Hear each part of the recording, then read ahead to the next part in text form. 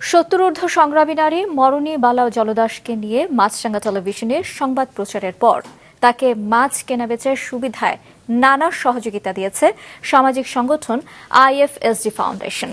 দুপুরে জেলার সুবর্ণচর উপজেলার খাসেরহাট মাছ বাজারে মরণী বালার হাতে একটি ডিজিটাল স্কেল, একটি ছাতা এবং বেশ কিছু উপহার সামগ্রী দিয়েছে সংগঠনটি। এ সময় উপস্থিত ছিলেন জেলা ছাত্রদলের সাবেক সভাপতি আজগর উদ্দিন দুখু, উপজেলা প্রেস ক্লাবের সভাপতি কামাল উদ্দিন, সাধারণ সম্পাদক আব্দুল বারী বাবলু সহ সংগঠনের সদস্যরা। খাসেরহাট বাজারে মাছ ব্যবসায়ী মরণী বালা অর্থাভাবে মাছ পরিমাপে পুরাতন পাল্লা ব্যবহার করে আসছিলেন। দীর্ঘ 2 যুগের বেশি সময় ধরে আমরা দেখছি এই মানুষটিকে এখানে আসলে মাছের ব্যবসা করতে। তিনি একসময় খুবই জৌলুসপূর্ণ একজন মাছের ব্যবসায়ী ছিলেন।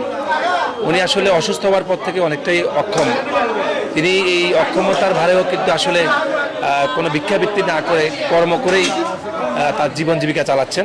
আসলে দরিদ্র জনগোষ্ঠীর অংশ, মানে এই যে মাছ ব্যবসায়ীদেরকে, সাধারণ মাছ ব্যবসায়ীকে যারা সনাতন পদ্ধতিতে এখানে মাছ বিক্রি করত, সেই সনাতন পদ্ধতিতে মাছ বিক্রি করা একটা মহিলা, অসহায় মহিলা মরণী বালা জলদাসকে আইএফএসডি এর পক্ষ থেকে আজকে যে একটা ডিজিটাল মাপার যন্ত্র দেওয়া হয়েছে এবং সাথে একটা ছাতা দেওয়া হয়েছে, একটা তেরপাল দেওয়া হয়েছে যেটার উপর রেখে মাছ বিক্রি করবে। সেই জন্য আমি আইএফএসডি এই সংস্থাকে ধন্যবাদ জানাচ্ছি।